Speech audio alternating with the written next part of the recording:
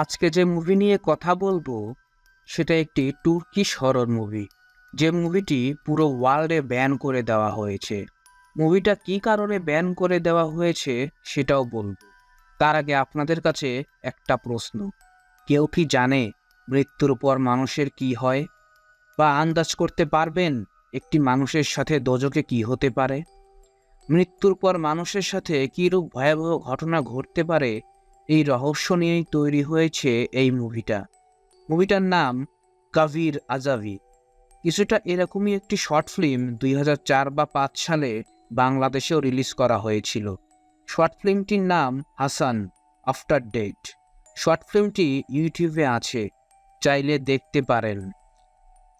এই শর্ট ফিল্মটা আর আমার এক্সপ্লেনেশন করা কাভির আজাবিটা দেখলে মনে পড়বে মৃত্যুর কথা, বা মৃত্যুর পরে আমাদের সাথে কি ভয়াবহ ঘটনা ঘটতে পারে এসব কথা।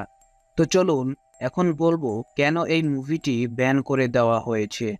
মুভিটিতে দেখানো হয়েছে কবরের আযাব সম্পর্কে এবং মৃত্যুর পর কি ভয়াবহ ঘটনা ঘটতে পারে আমাদের সাথে।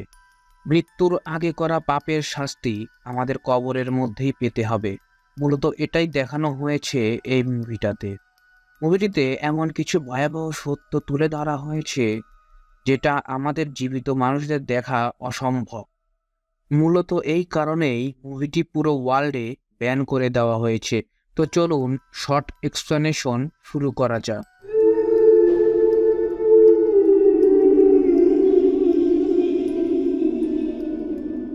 প্রথমে মুভিটিতে দেখানো হয়েছে একটি কবরস্থান।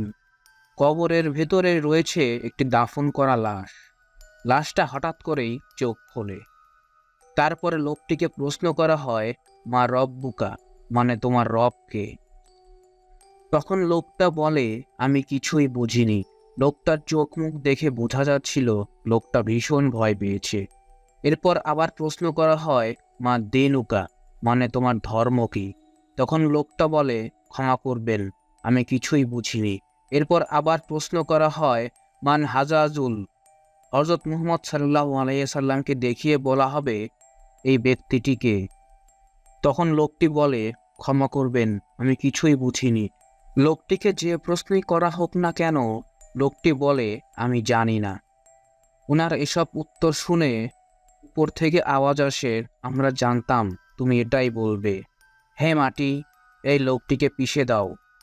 এই কথা বলার সাথে সাথে উপর থেকে মাটি লোকটিকে পিষতে থাকে।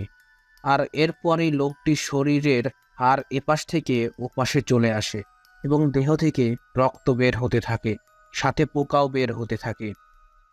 এরপর দেখতে পাওয়া যায় একটা ভয়ানক মুখ লোকটার সামনে চলে এসেছে। এই মুখটাকে যখন জিজ্ঞাসা করে তুমি কে, তখন সেই ভয়ানক মুখটা উত্তর দেয়, আমি তুমি, আমার এই রূপটা তোমারই। তখনই লোকটা লাফ দিয়ে উঠে বসে। তার মানে আমরা বুঝতে পারি লোকটি স্বপ্ন দেখছিল।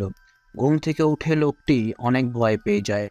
লোকটি পানি পান করে একজন হুজুরের সাথে দেখা করে এবং তিনি স্বপ্নে যা যা দেখেছেন সব জানায়। তখন হুজুর তাকে বলে, আপনি যে স্বপ্ন দেখেছেন সেটা কবরের আযাব, এবং তাকে কবরের আযাব ও দোজখ সম্পর্কে বোঝায় এবং বলে, আপনাকে যে প্রশ্নগুলো করা হয়েছিল সেটা মৃত্যুর পর সব মানুষকেই করা হবে।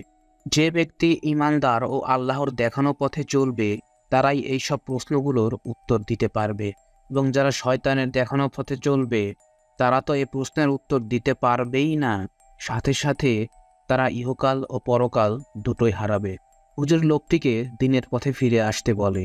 মুভিটি ব্যান হয়ে যাওয়ার কারণে পুরো মুভির এক্সপ্লেনেশন দিতে না পারার জন্য ভীষণভাবে দুঃখ প্রকাশ করছি, এবং সেই সাথে ভিডিওটি কেমন লাগলো তা কমেন্ট করে জানাবেন।